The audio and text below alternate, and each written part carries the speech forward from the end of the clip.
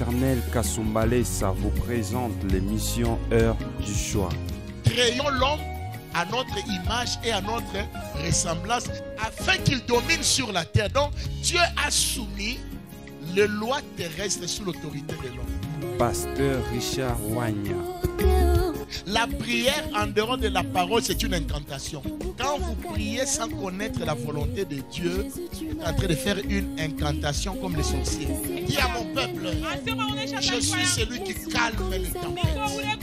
Je ne connais pas quelles sont les tempêtes de ta vie.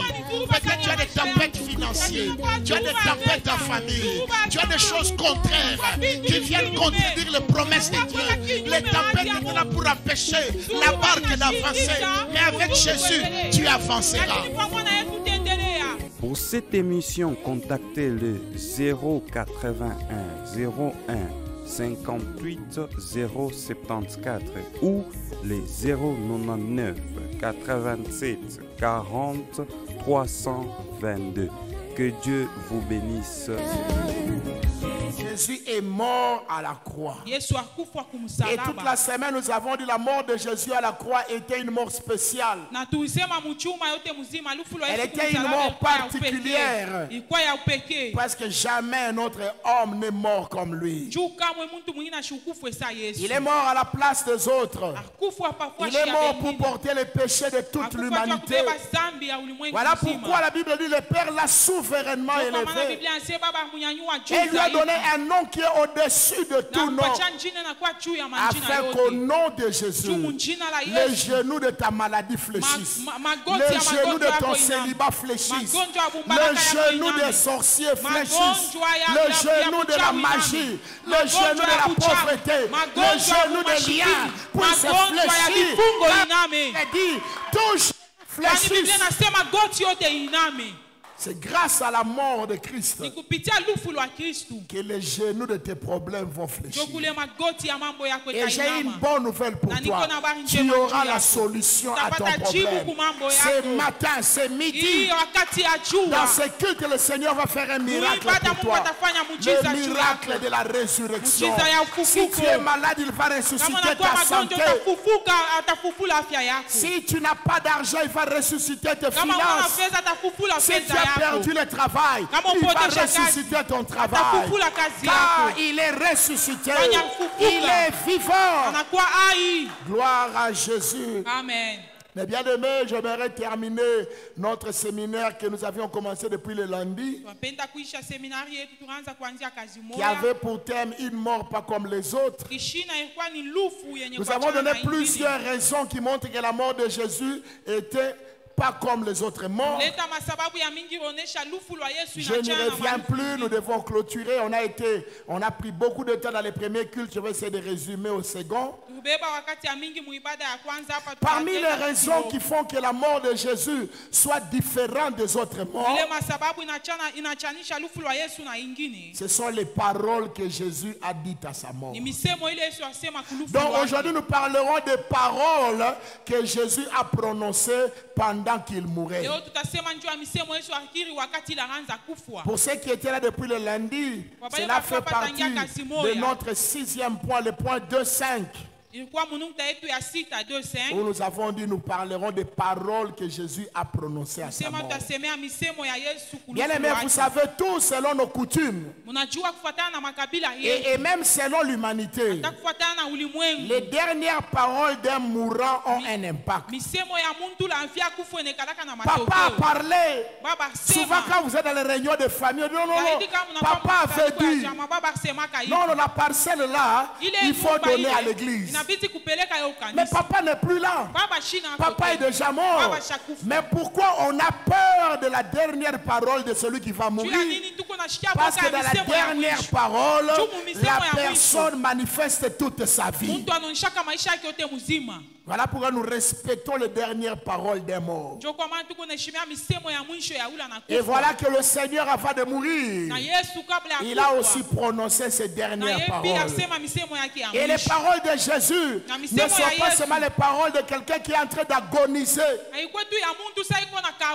Ce n'est pas seulement les paroles de celui qui est en train de désespérer parce qu'il meurt. Mais ces paroles sont des promesses. Ces paroles sont des prophéties. Ces paroles sont des principes. Ces paroles, c'est pour que nous puissions expérimenter la promesse de Dieu. Car ces paroles ont un impact dans le monde spirituel. Alors sans plus tarder, j'ai dit je ne fais pas beaucoup de commentaires au deuxième culte. Première parole de Jésus. Matthieu 27, 46. Matthieu 27, 46.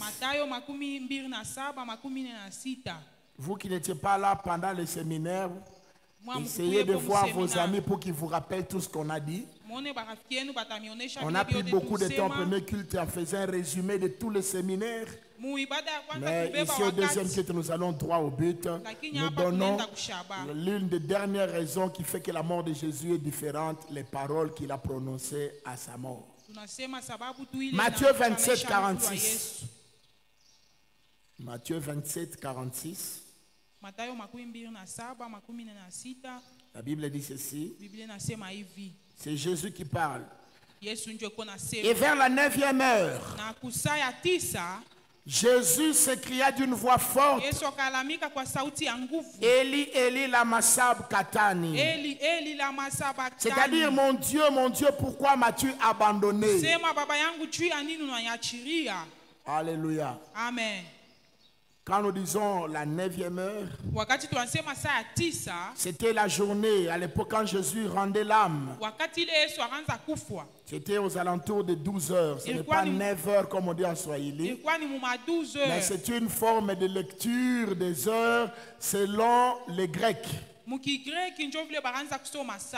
9e heure nous parlait d'une certaine heure, mais pas à 9 heures. Aller d'une certaine heure au début des après-midi. Alors en ce temps-là, bien-aimé, Jésus, avant de mourir, il a dit une parole. Pourquoi m'as-tu abandonné? Moi, j'ai essayé de résumer les paroles de Jésus par des déclarations.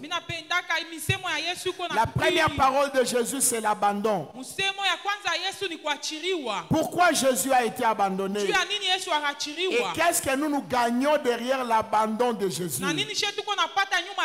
Bien-aimé, Jésus a été abandonné parce qu'il était devenu péché. Ce n'est pas qu'il avait péché, mais il avait incarné le péché de tous les hommes. Il avait porté le péché de tous les hommes dans son corps. Alors comme Dieu est saint, Dieu ne peut pas voir le péché. Alors Dieu a abandonné son Fils. Si le Fils de Dieu a été abandonné, c'est afin que toi tu deviennes enfant de Dieu. C'est pour que toi tu sois adopté dans la famille de Dieu. Donc l'abandon de Jésus, c'est pour notre délivrance. Alléluia. C'est pourquoi il dit, papa, pourquoi m'as-tu abandonné? Non, le Père lui dit, je t'ai abandonné parce que je dois punir le péché. Car il est écrit, le salaire du péché, c'est la mort. Et Jésus devait mourir. Voilà pourquoi son père l'a laissé mourir. Si Dieu ne voulait pas que Jésus meure, n'est-ce pas qu'il pouvait le sauver? Parce que notre Dieu est tout puissant. Et rien n'est impossible à lui. Bien aimé, j'aimerais dire ceci. Je ne l'ai pas dit au premier culte, mais je l'ai dit au deuxième culte. Si tu veux devenir chrétien, tu dois aussi abandonner quelque chose. Tu dois abandonner les péchés. Tu dois abandonner ta vie passée. Comme Jésus a été abandonné à cause du péché, toi aussi tu dois commencer par abandonner ce que Dieu n'aime pas.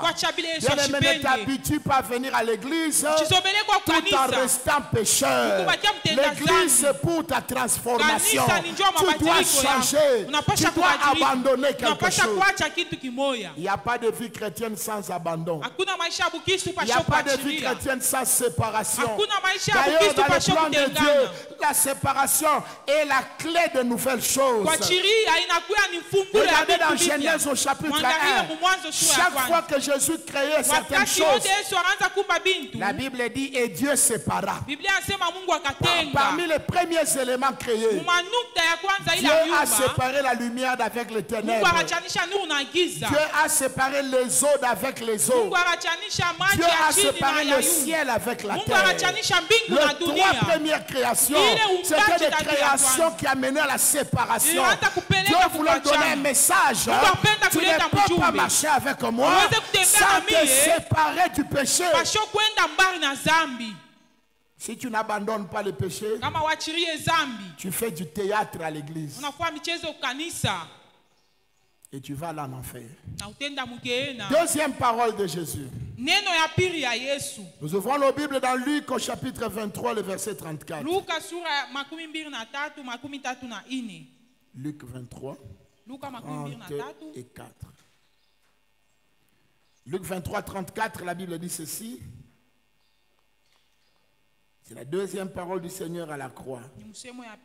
Jésus dit, Père, pardonne-leur, car ils ne savent ce qu'ils font.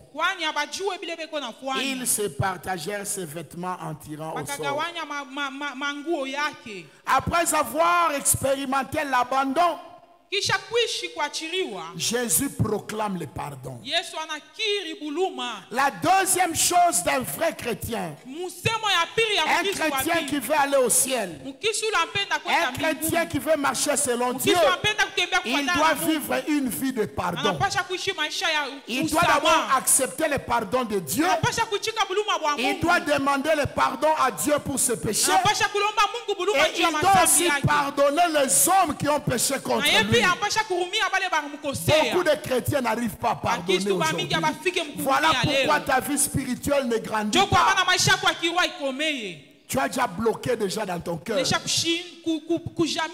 Non, bien-aimé, Jésus a pardonné. Il a dit, Père, pardonne-leur, car ils ne savent ce qu'ils font. Vous savez pourquoi Jésus a dit ne savent ce qu'ils font? Car mon frère, ma soeur, lorsque tu fais du mal à quelqu'un, tu ne sais pas ce que tu fais. Car le mal que tu fais te reviendra toi-même. Sache, oh homme, ton péché t'atteindra. Donc quand tu fais le mal à quelqu'un, tu rigoles. Tu as volé son téléphone. Lui ne sait plus communiquer. Non, tu as volé son argent de transport.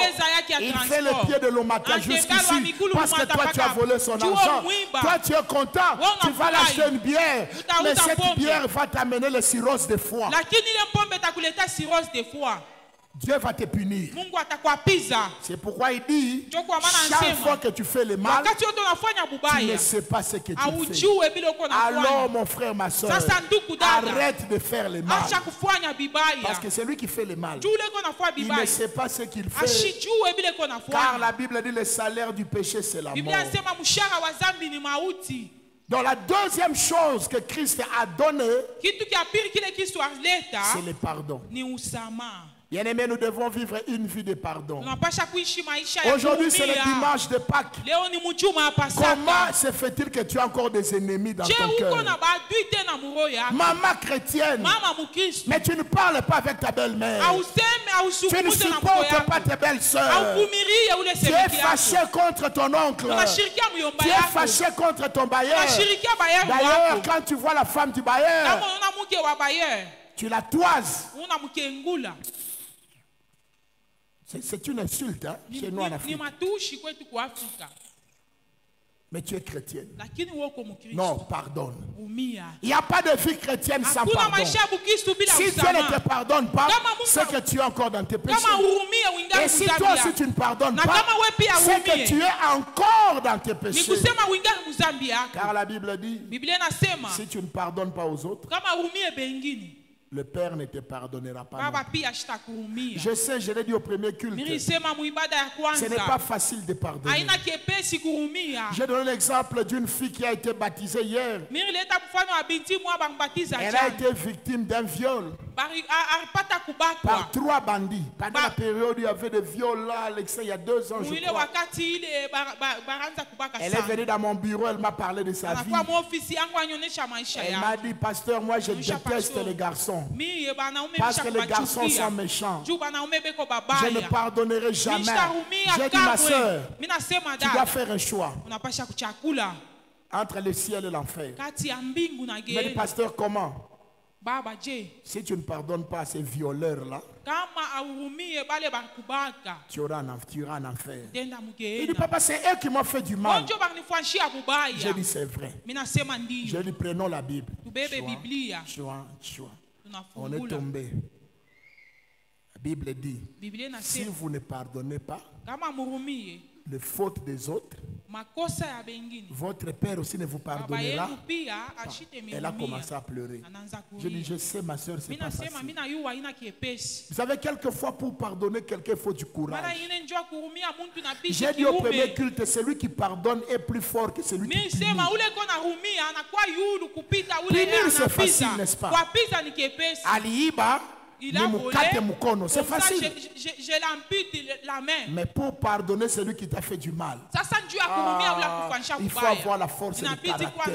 Il faut avoir du courage pour dire, frère, malgré ce que tu m'as fait, je te pardonne. Quelqu'un a dit, faire du mal est humain, mais pardonner est divin. Si Dieu ne t'aide pas, tu ne pardonneras jamais. Bien-aimé, ne termine pas le culte d'aujourd'hui sans libérer quelqu'un dans ton cœur.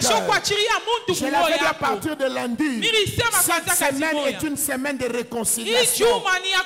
Prends ton téléphone, appelle quelqu'un avec qui vous avez des problèmes. Dis-lui, mon frère, je te pardonne. Même s'il t'insulte, même s'il dit je m'en fous, non, toi fais ta part. Parce que Jésus va bientôt revenir. Veux-tu rater le ciel à cause des erreurs de l'autre? Je sais que ce n'est pas facile. Mais il n'y a pas qu'offrir le pardon. Mais il faut aussi demander pardon. Il y a des hommes très orgueilleux, des femmes très orgueilleuses, et ils ne demandent jamais pardon. Non, sois humble. Si tu as fait du mal à quelqu'un, va vers lui calmement. Je reconnais que je t'ai blessé. Pardonne-moi. Parce que Jésus a dit, nous devons nous pardonner les uns les autres. C'est ça la vraie vie chrétienne. La vie chrétienne, ce n'est pas chanter, danser, prêcher. Ce n'est pas venir à l'église. C'est vivre les paroles de Jésus. L'église doit comprendre ces choses. Troisième parole de Jésus. Toujours dans Luc 23. Le verset 43. Moi, j'appelle ça le paradis. Le ciel. Alléluia. Amen. Jésus a parlé du ciel. Nous sommes toujours sur Luc 23. Nous allons à 43. Jésus lui répondit, je te le dis en vérité, aujourd'hui, tu seras avec moi dans le paradis. Jésus parle à qui ici? Il parle à un brigand, un méchant qui a vécu toute sa vie dans le coup bas, dans les rapines, arracher les choses aux gens, planifier de mauvaises choses, casser les maisons des gens, entrer, voler. Mais Jésus lui regarde. Il dit, toi voleur, aujourd'hui, tu seras avec moi dans le paradis. Ça c'est la puissance et la grâce de Dieu. Mais nous ne sommes pas sauvés à cause de nos œuvres. Nous ne sommes pas sauvés à cause de nos prières. Nous sommes sauvés par la grâce de Dieu. Nous sommes sauvés par la miséricorde de Dieu. Il a regardé, il a dit, malgré ce que tu as fait, comme tu m'as reconnu Seigneur, aujourd'hui, tu seras avec moi dans le paradis. J'aimerais vous dire, frères et sœurs, une vérité spirituelle. Une vérité spirituelle. Nous n'entrons pas au ciel après notre mort. Nous n'entrons pas au ciel lorsque Jésus revient. Nous entrons déjà au ciel le jour où nous acceptons Jésus comme Seigneur et Sauveur. Alléluia. C'est pourquoi il utilise le mot aujourd'hui. Aujourd'hui, si vous entendez sa voix, n'endurcissez pas votre cœur, car c'est aujourd'hui le jour du salut, pas demain. Nous sommes déjà sauvés. Si tu acceptes Jésus comme Seigneur et Sauveur, tu verras que la Bible démontre que le salut est instantané. Lisons 1 Jean chapitre 5. 1 Jean chapitre 5 à partir de 13. L'apôtre Paul d'ailleurs dit mieux. Il dit, nous sommes assis avec Christ dans les lieux célestes. Pendant que l'apôtre Paul écrit, est-ce qu'il était mort? Est-ce qu'il était mort? Il était vivant, mais il avait une réalité spirituelle. Bien aimé, tout ce que nous voyons, ce n'est pas tout ce qui existe. Il y a des choses invisibles qui existent. Alléluia. Amen. Ne vis pas seulement des choses que tu vois. Il faut chercher aussi à connaître l'invisible. 1 Jean chapitre 5 à partir de 13. 1 Jean 5 à partir de 13. La Bible dit ceci. Je vous ai écrit ces choses afin que vous sachiez que vous avez la vie éternelle, vous qui croyez au nom du Fils de Dieu. Si nous remontons à partir du verset 11, le verset 11 dit ceci. Et voici ce témoignage. C'est que Dieu nous a donné la vie éternelle. Et que cette vie est dans son Fils. Celui qui a le Fils de Dieu a la vie. Celui qui n'a pas le Fils de Dieu n'a pas la vie. On ne dit pas qu'il aura la vie. On utilise le verbe avoir au présent. On dit celui qui a le Fils de Dieu a déjà la vie éternelle. Donc le paradis, la vie éternelle, le salut, nous l'avons déjà pendant que nous sommes vivants. Voilà pourquoi nous les pentecôtistes, nous n'attendons pas notre mort pour qu'on nous appelle Saint Mustapha, Saint Winston. Non, on nous appelle Saint pendant qu'on est vivant. C'est pourquoi Paul dit écrit aux saints qui sont à Colosse. Parce que Dieu nous considère saints à cause du sang de Jésus. Le sang de Jésus qui a pris notre place à la croix. Et lorsque Dieu nous regarde, il ne nous voit plus comme des pécheurs, mais il nous voit comme ses enfants, lavés, purifiés par le sang de Jésus. Nous sommes déjà au paradis.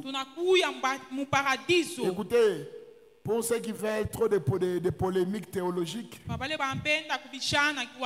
paradis, ce n'est pas la dernière destination des chrétiens.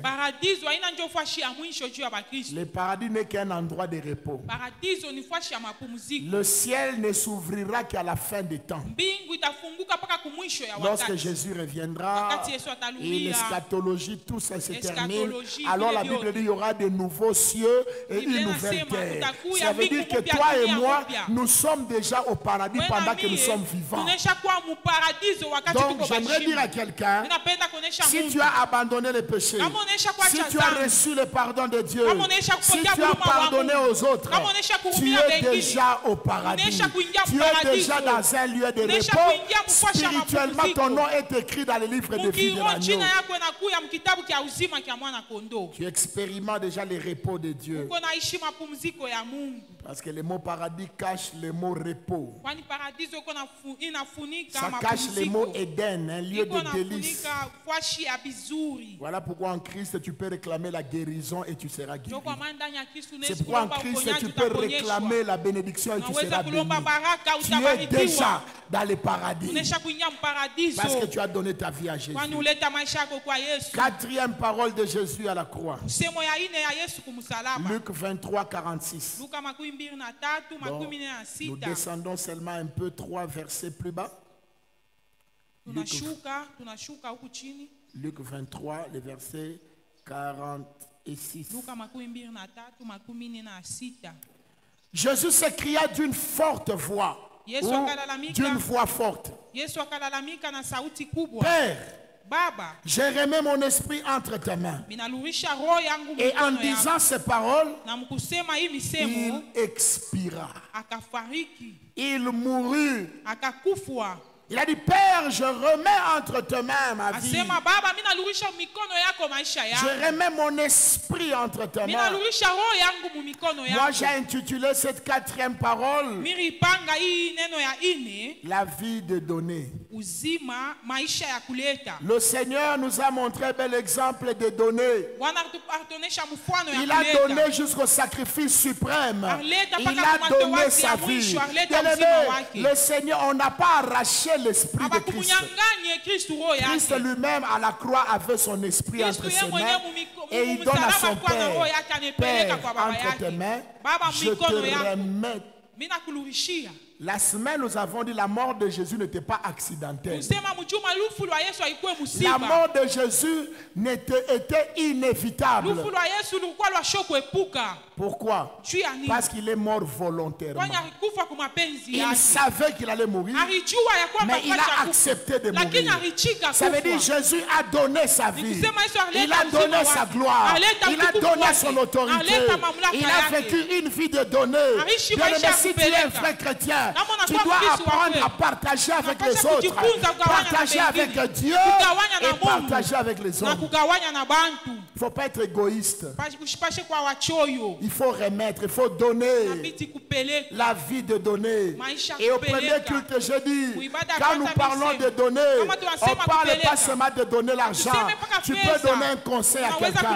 Le conseil peut sauver la vie de quelqu'un. Tu peux saluer seulement quelqu'un. Et en saluant quelqu'un, il se sent heureux.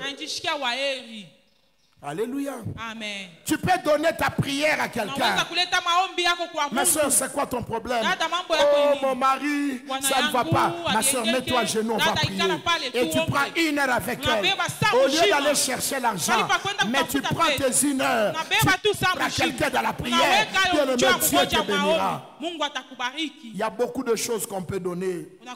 On ne donne pas que l'argent. Ne limitons pas la vie du donner qu'à l'argent. La Bible dit, le véritable ami donne sa vie pour ceux qu'il aime. Mais toi, tu es égoïste. Tu ne donnes jamais rien aux gens. Il faut toujours qu'on te donne. Qu'on te donne, on te donne. Non, frère. Il y a un temps pour recevoir. Il y a un temps aussi pour donner. Car comme toi, tu as des besoins, les autres aussi ont des besoins. Toi, tu aimes qu'on te donne. Les autres aussi veulent que tu leur donnes. Normalement, une journée comme celui-ci, c'est une journée de partage. Vous savez, en Europe, quand on fête la Pâque, on s'envoie ce qu'on appelle les œufs de Pâques. Il y a des œufs qu'on bouillit. On bouillit comme nous bouillissons les œufs ici. Et il faut même des dessins sur ces œufs-là. Vous savez, l'œuf, c'est l'image de la résurrection. Parce que dans la coquille de l'œuf, il y a la vie. Alléluia. Il y a la vie du poussin dans l'œuf. Alors quand il s'offre les œufs, c'est comme pour offrir aux gens de bonnes paroles, de bons souhaits, pour dire que quelque chose en toi puisse éclore, que quelque chose en toi puisse ressusciter. Je ne dis pas qu'il faut s'offrir les œufs ici. C'est une façon de dire qu'il faut avoir la culture de s'offrir. Des dimanches comme ça, tu peux venir avec une offrande. C'est pourquoi nous avions demandé l'offrande d'action de grâce. Dire non, pour ce qui était la semaine, tu mets dans ton enveloppe quelque chose, ça c'est mon action de grâce. C'est pour remercier le Seigneur parce qu'il m'avait offert sa vie à la croix. J'espère que tu avais préparé ton offrande d'action de grâce. Si tu ne l'avais pas fait, pendant que je prêche, prépare. Nos frères vont te donner une enveloppe, tu mettras là-dessus et tu déposeras. C'est ta manière de remercier le Seigneur. Il faut offrir, bien-aimé. La vie chrétienne est faite d'une vie d'offrande. La Bible dit quand Dieu a tant aimé, il a donné. Si tu aimes, tu donneras. Donne à ton voisin. Même un conseil. Donne une place pour que quelqu'un vienne dormir chez toi. Donne ta maison pour que la cellule vienne se réunir. Bien-aimé, il y a des moyens de donner sans payer l'argent. J'ai appris que la cellule qui était au niveau du village commence à se réunir à l'église. Parce que moi j'ai une parcelle chez moi là-bas, j'habite là-bas, il y a de la place, la cellule peut venir prier. Ça ne vous demande pas de l'argent, c'est votre parcelle. Vous voyez, vous pouvez donner même sans argent. Il y en a qui disent, pasteur, mais je n'ai qui toi coupe pas. Non, tout le monde a quelque chose à donner. Si tu n'as pas l'argent, tu as une idée. Tu peux venir, pasteur, est-ce qu'on ne peut pas améliorer? C'est une idée. Et ton idée va améliorer le temple. Alléluia. Donc nous devons vivre une vie de donner. Car la Bible dit qu'il y a plus de bonheur à donner plutôt qu'à recevoir. Jésus a donné sa vie. Et il a donné à notre place. À nous aussi de commencer à donner. Alléluia. Amen. Cinquième parole. Jean 19, 26 à 27. Jean 19, 26 à 27. C'est la cinquième parole de Jésus à la croix. Cette parole, moi j'appelle la famille. J'appelle ça aussi la communion fraternelle. J'appelle ça aussi l'unité. J'appelle ça la réconciliation. C'est une parole qui a compliqué beaucoup de prédicateurs pour interpréter. Mais moi souvent quand je lis ça, je demande à Dieu de m'expliquer comment est-ce que je vais prêcher cette parole. Et le Saint-Esprit dans sa bonté nous aide petit à petit. 26 à 27 de Jean 19. Jésus voyant sa mère et auprès d'elle les disciples qu'il aimait, dit à sa mère, femme, voilà ton fils. Puis il dit aux disciples, voilà ta mère. Et dès ce moment, le disciple l'a pris chez elle. Certaines religions ont utilisé cela pour étayer la théorie de la mère et du fils. Vous voyez vous-même, même Jésus à la croix, il a dit, fils, voici ta mère. Et mère, voici ton fils. Pourquoi vous refusez maman? Je ne vais pas citer les noms. Vous comprenez? Ils ont dit, voilà la Bible dit, fils et mère. Non, ici le Seigneur ne voulait pas donner l'idolâtrie à une mère. Parce qu'elle ne doit être adorée que le Seigneur Jésus-Christ seul. La mère du Seigneur Jésus ne doit jamais être adorée. Tu adoreras le Seigneur seul et tu le serviras lui seul. Tu ne peux plus prier sa mère. Prier la mère de Jésus, c'est de l'idolâtrie. C'est un péché.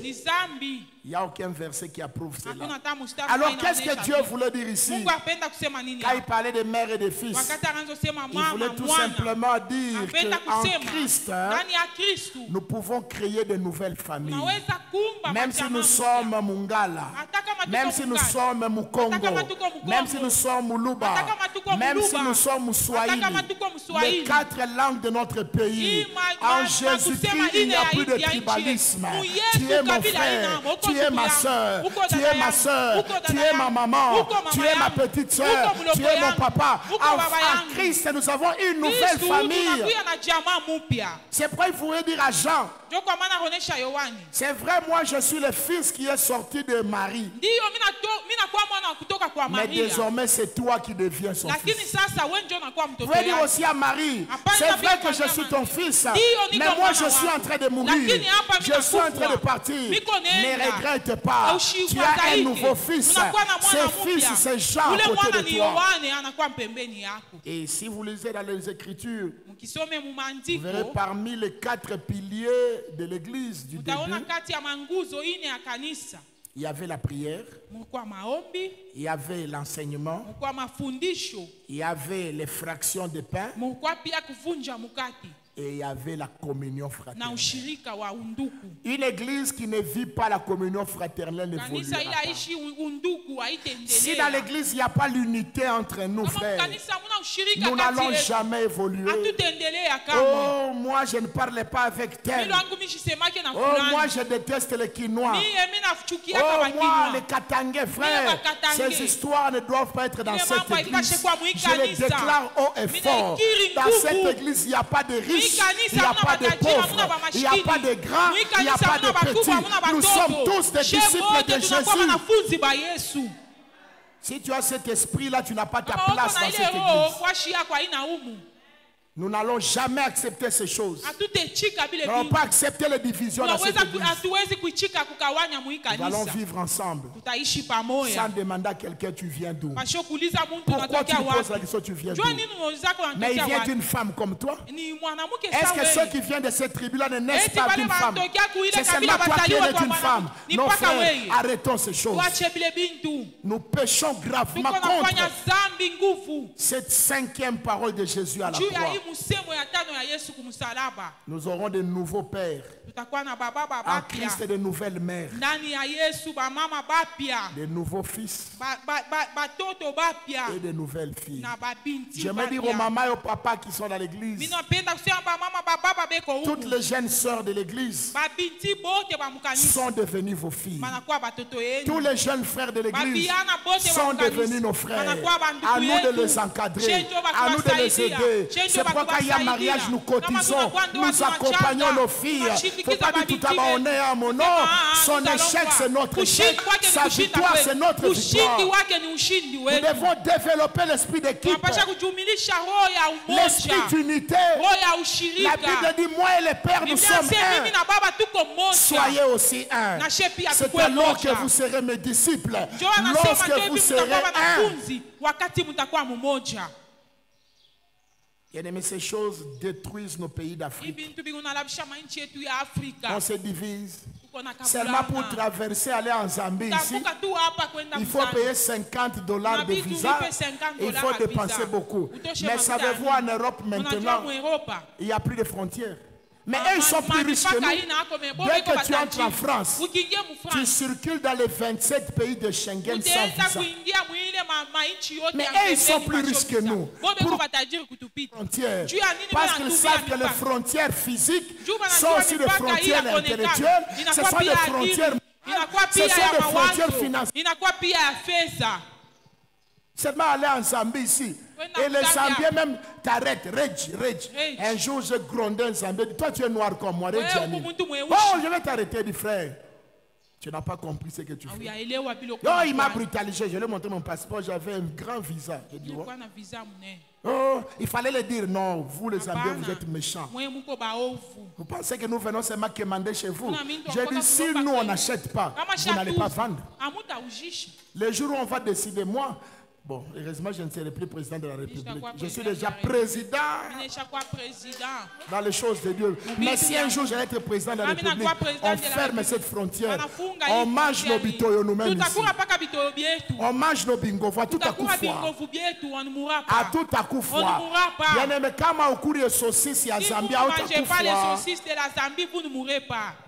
Des fois, il s'injoue de nous. Je ne suis pas contre les Zambiens. J'ai beaucoup d'amis pasteurs zambiens. Il m'arrive d'aller prêcher en Zambie.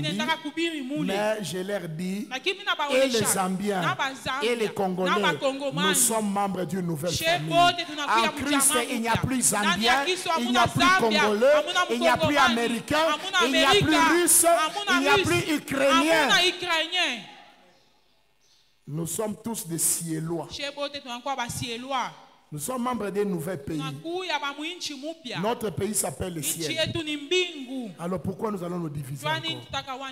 Pourquoi Tangaria Moutou Soula? Il conseille à Bale Banatoka Koule. Où est-ce qu'on a Mansoula? Il soule on est qu'un abakoule. Non, frère. Frère, non, j'insiste là-dessus. Nous blessons le cœur de Dieu. À la croix, Jésus a dit à un quelconque qui n'avait pas le sang de Marie, mais dit désormais, Marie devient ta mère. Parce qu'en Christ, nous avons l'adoption. Nous devenons une nouvelle famille. C'est pourquoi j'aimerais le dire. Dans cette église, je le proclame haut et fort. Ce n'est pas intéressant de s'appeler par nos titres académiques. Oh licencié, oh docteur, oh maître. Non, appelons-nous frères. Ton amen est faible parce que tu aimes les titres. Appelons-nous seulement frère Alain, frère Winston, frère Richard. Oui, tu peux m'appeler frère. Mais votre pasteur est d'abord un frère. Ça veut dire quoi, pasteur? Le pasteur n'est qu'un titre. Mais mon identité, c'est frère de Jésus, prince héritier de Jésus, comme toi, comme moi. Il y a des pasteurs qui aiment les honneurs. Comme je l'ai dit au premier culte, un frère a appelé son pasteur. Ah, mon frère, comment ça? Ouais! Ouais, mais t'es ça veut dire quoi? Au ciel, on n'appellera jamais les gens pasteurs. Écoutez, les 5 dons ministères, c'est pour la terre. Il n'y aura pas d'apôtre au ciel. Il n'y aura pas de prophète au ciel. Je vous dis la vérité. Je suis pasteur, non? Je me critique moi-même. Il n'y aura pas de pasteur au ciel. La Bible dit quiconque dont le nom ne fut pas trouvé inscrit dans le livre de vie de l'agneau fut jeté en enfer. On n'ira pas au ciel avec les galons des pasteurs. Oh, moi je suis magistrat. Frère, magistrat dehors. À l'église, nous sommes enfants de Dieu. Arrêtez cette histoire de la titromanie. On commence à adorer les titres. C'est un nouveau Dieu maintenant, la titromanie. On fait seulement surtout dans les réunions de famille qu'on appelle ça maître à Nakouya. Dieu m'a dit qu'il n'a pas de maître. Ou comme un vumbi, ou taroudia comme un vumbi. Vous retournerez à la poussière. Amen.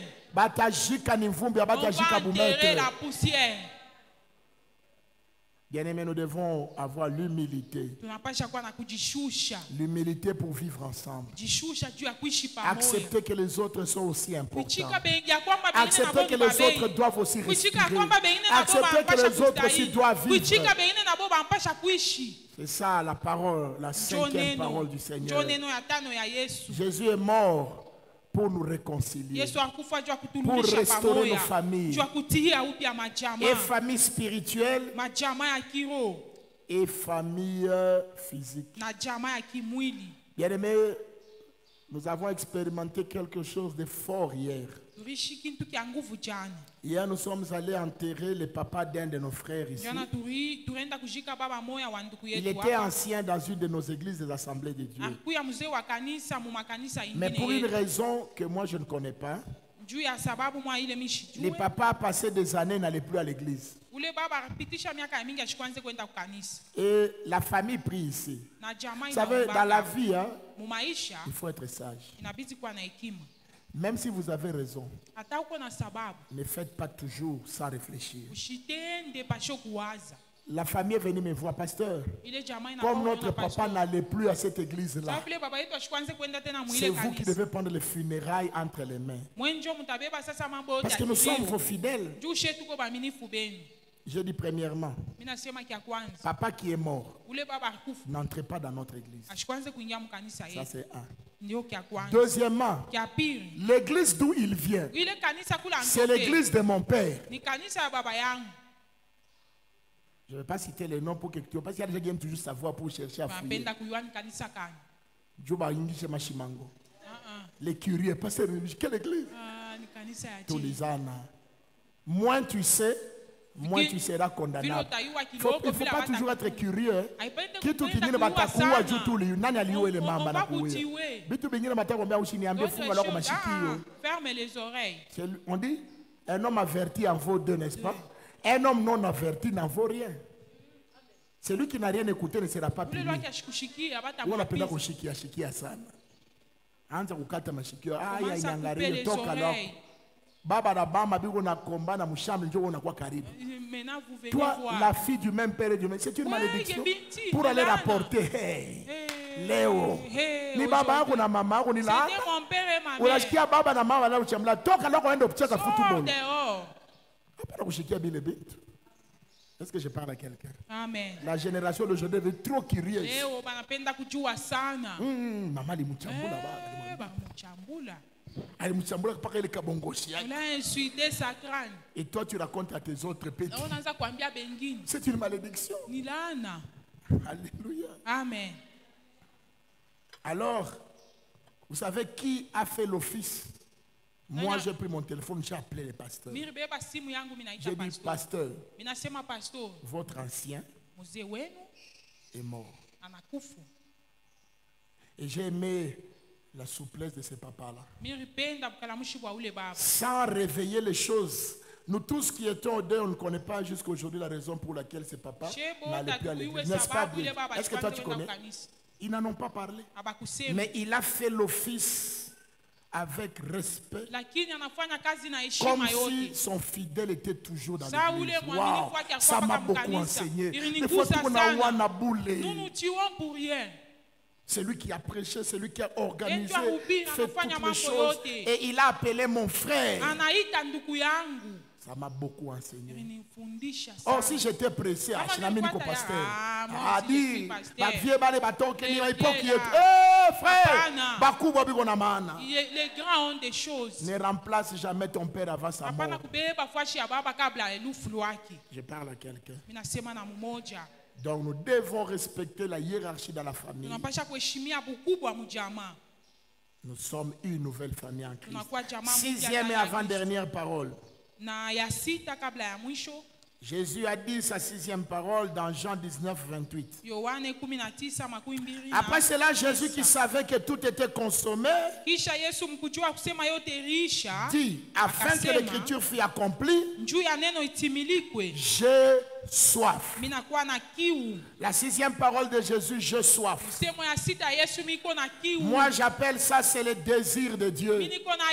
Bien aimé, la soif que Jésus était en train de dire ici, ce n'était pas seulement la soif de l'eau. D'ailleurs, quand il a demandé de l'eau, on lui a donné quoi? Du vinaigre. Il avait soif de ton âme. Dieu a soif des âmes. Voilà pourquoi j'aimerais dire à quelqu'un, la mission de tout chrétien, c'est de gagner les âmes. D'abord par ton comportement. Mais toi, tu chasses les gens à l'église par ton comportement. Mashimango, la personne fuit l'église. Non, change. Au lieu de perdre les âmes, gagne-le. Alors si tu ne peux pas les gagner, tais-toi. Parce que c'est difficile de récupérer une âme blessée. Aujourd'hui, je passe dans certaines maisons. Frère, on m'a dit que vous priez à la borne avant. Pourquoi vous ne venez pas? Hey, je suis en train d'écouter des histoires. Vous savez, votre frère là, tant que lui sera là, moi je ne reviendrai pas. Tu as blessé quelqu'un.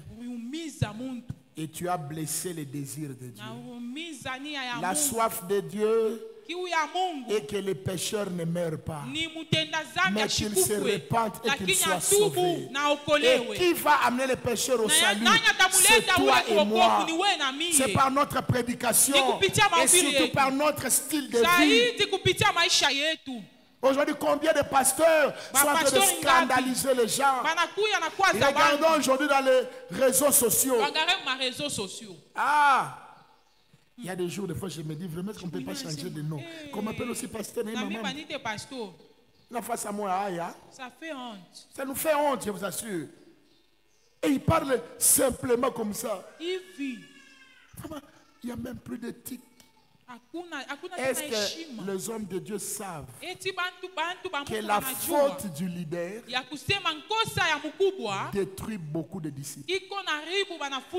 La Bible dit: je frapperai les bergers et les brebis vont se disperser. Quand tu es responsable d'un département, fais attention. Ton langage peut diviser, ton langage peut chasser, ou ton langage peut attirer. Ton attitude peut diviser. Notre mission en tant que serviteur de Dieu, notre mission en tant qu'enfant de Dieu, c'est d'accomplir la soif de Dieu. Quelle est la soif de Dieu? Gagner ceux qui sont perdus. Christ a dit: malheur à celui qui va scandaliser l'un de mes petits. Il y a des gens qui sont durs avec les autres frères. C'est vrai que le frère est tombé. Et toi, tu ne veux plus le voir à l'église. Mais écoutez, moi, je trouve que c'est positif. Hein? Quand quelqu'un est tombé dans les péchés, mais vient encore à l'église, c'est qu'il a encore quelque chose de Dieu en lui. Mais toi, dès que tu vois, oh frère, non, ma soeur. Quand Dieu lui pardonnera, toi, tu seras témoin. Nous devenons déjà avec des bics rouges. Toi, tu crois que toi, tu ne pêches pas. Toi, tu ne pêches pas. On ne t'a pas encore attrapé. La manière dont tu juges les autres, c'est la manière dont tu jugeras. Ici, la Bible nous appelle à accomplir le désir de Dieu. J'ai dit au premier culte, la soif de Dieu, c'est les âmes. Bien-aimé, fais tout pour ne pas perdre une âme. Fais tout pour gagner même une âme. Il y a des chrétiens qui n'ont jamais invité des gens à l'église. Tu invites les gens aux fêtes. Tu invites les gens dans les réunions. Mais à l'église, même ton église, tu n'as pas le courage d'inviter tes collègues. Les désirs de Dieu, c'est l'évangélisation. Point barre. Dieu n'a pas de désir sur la terre. La soif de Dieu, c'est l'évangélisation. Voilà pourquoi dans Matthieu 28, 19 à 20, il dit: allez faire de toutes les nations mes disciples. Tout ce que nous faisons ici, construire le temple, chanter, modérer, officier, c'est seulement pour gagner une âme. Si vous ne le savez pas, cet argent on peut mettre dans les poches. Ces briques, les ciments, les ferrons, c'est de l'argent, non? Mais nous sommes dit: au lieu que cet argent aille dans nos poches, que cet argent crée un cadre favorable pour que même une seule personne demande pardon à Jésus. Et si tout ce que tu fais, tu le fais avec l'objectif de glorifier Dieu, bien-aimé, Dieu ne t'abandonnera jamais. Dieu te bénira. La soif de Dieu, c'est le salut des âmes. C'est la délivrance des captifs. Et la dernière parole, la 7e parole, toujours Jean 19, le verset 30. Quand Jésus y prit du vinaigre, il dit: tout est accompli. Et baissant la tête, il rendit l'esprit. La dernière parole de Jésus: tout est accompli. Il a accompli ton pardon. Il a accompli ta délivrance. Il a accompli ton mariage. Il a accompli ton travail. Oh, tu n'es plus esclave. Le diable ne peut plus dominer sur toi. Car Jésus a tout accompli. Je l'ai dit au premier culte. C'est pourquoi dans nos églises et assemblées de Dieu, et nous croyons que c'est même biblique, nous n'ajoutons pas au salut. Nous n'ajoutons pas au salut. Atuongezake. Kuongoza na kuongeza, c'est la même chose. Moi je pensais que c'était kuongeza, n'est-ce pas? On n'ajoute pas. Voilà. Atuongezake kuokovu ufungulivu. Il y a des églises qui vous diront, même si vous êtes sauvés, vous devez passer par la délivrance. De quelle délivrance il parle? La Bible dit que tout est accompli. Et la Bible dit, si le Fils vous a franchi, vous serez complètement. Les gens vont de prophète en prophète, de prière en prière, frère. Moi, je ne connais pas le jour où j'étais chez un prophète pour qu'il me prophétise la prospérité matérielle. Toutes les voitures que j'ai achetées ne sont même pas venues prophétiser. Déjà, quand on prophétisait, tu auras une voiture. J'en avais déjà acheté 2. Donc, ça ne m'a pas surpris. Mais l'évangile, la parole de Christ, c'est la vraie délivrance. Quand tu acceptes Jésus comme Seigneur et Sauveur, bien aimé, la Bible dit à tous ceux qui l'ont reçu et qui croient en son nom, il leur donne le pouvoir. C'est un pouvoir. Devenir enfant de Dieu, c'est un pouvoir. Et qu'est-ce qu'on fait avec le pouvoir? Avec le pouvoir, on décide. Tu vas dire désormais, comme je suis enfant de Dieu, je refuse que les sorciers jouent avec moi. Et ils ne joueront pas avec toi. Le problème, parce que tu as été mal enseigné. On t'a fait passer par les prophètes par les pieds. Tout ça, ce sont les tralala. Si tu donnes ta vie sincèrement à Christ, tu es délivré des liens de famille. Je vous pose une question. Quand nous recevons Christ, il vient habiter à nous, oui ou non? Non. Assemblée, répondez-moi. Nous sommes en train de terminer. Est-ce que Jésus vient habiter en nous, oui ou non? Je ne vous écoute pas. Il habite en nous, n'est-ce pas? Donc Jésus va partager un démon avec toi. Donc dans ton corps, la partie ici c'est Jésus, la partie ici c'est démon. Tu vois, pourquoi on va te délivrer? Tu me poses la question, pasteur, pourquoi je ne vois pas encore certaines promesses? Pourquoi je tombe encore dans certaines choses? Là, ce n'est plus un problème de délivrance. C'est un problème de discipline. Tu dois te discipliner. Tu dois dire non à certaines choses. Car tu as déjà le pouvoir de devenir comme Jésus. Le problème, c'est que toi, tu prends tes problèmes, tu mets sur le diable. Si je suis tombé, ce n'est pas le diable. Aussi, tu as voulu par la chair. Je dis ça expressément, cette phrase-là.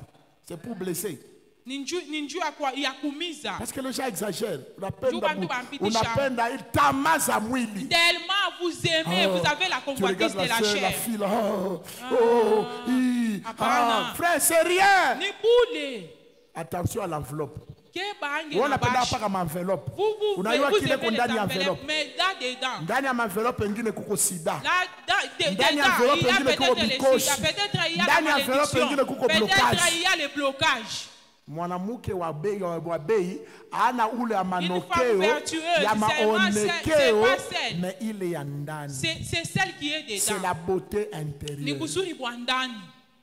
Mais toi, frère, tu changes de fiancé parce que tu regardes la forme. Leo abala tena beupe. Mashuku Mungu ananirefero ni beushi njoo biko bitop. Unaenda kwa beushi. Mashuku Mungu anaonyesha mafupi njoo biko bien. Frère, tu es seulement impudique. Je le répète, tu es seulement impudique. Tu n'es pas satisfait par une femme. Ne trompe pas pour Dieu. Répands-toi. Discipline-toi, choisis une seule sœur, chemine avec elle jusqu'au mariage. D'ailleurs, j'aimerais te dire ceci, il n'y a pas de femme parfaite. Il n'y a pas aussi de garçons parfaits. Tu trouveras des défauts. Mais si tu aimes, la Bible dit l'amour couvre une multitude de défauts.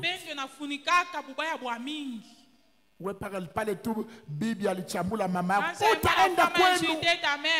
Tu peux pas la pardonner.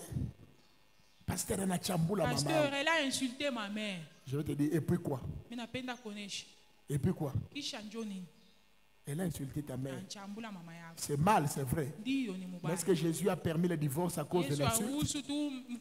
Je connais des frères qui ont divorcé seulement parce que sa femme a insulté sa maman. Et le frère est devenu polygame. Il vit maintenant une vie de désordre. Si la femme a insulté ta maman, tu peux la punir, non? Elle reste à la maison mais punie. C'est toi le chef, non? Quand tu la renvoies, c'est que tu trouves là qu'il y a une autorité. Vous n'avez pas d'autorité, vous avez échoué. Tout est déjà accompli, mes bien-aimés. Le reste, c'est ta part. Il ne faut pas dire non, les sorciers de notre famille nous bloquent. Un sorcier ne peut plus bloquer un enfant. C'est impossible, frère. Arrêtez ces enseignements. Oh, allez, ceci. Dieu doit me montrer quoi? Si je donnais ma vie à Jésus, toute ma vie est gérée par Jésus. Certaines bénédictions viendront au temps de Jésus. Tant que les temps de Dieu ne sont pas là, tu vas souffrir, c'est vrai. Mais toute souffrance, ce n'est pas le lien. Souffrance ingine, il comme fundisho.